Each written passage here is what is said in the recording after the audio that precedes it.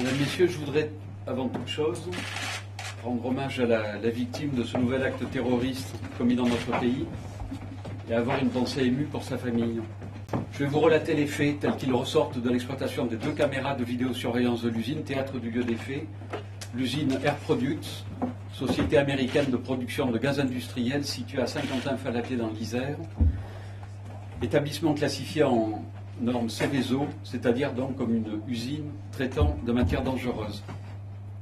À 9h28, un véhicule utilitaire siglé d'une société de transport a pénétré dans l'usine sans attirer l'attention. Cette camionnette avait en effet l'habitude de rentrer dans l'usine pour y effectuer des livraisons. L'utilitaire est donc arrivé au portail. Le conducteur a sonné pour pouvoir pénétrer dans l'usine. La porte lui a été ouverte naturellement, car l'individu était connu des employés.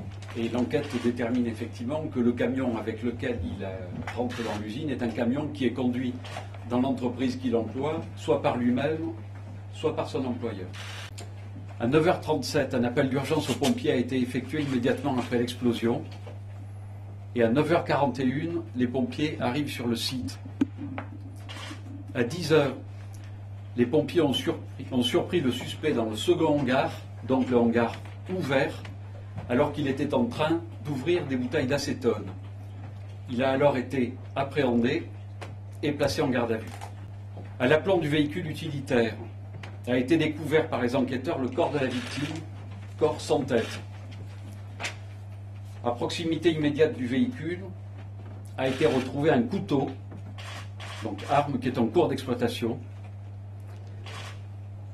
Enfin, dans l'angle non couvert par les caméras, a été découvert la tête de la victime accrochée au grillage de l'usine, encadrée par 2 drapeaux qui comportent des mentions qui signifient la shahada, donc la profession de foi.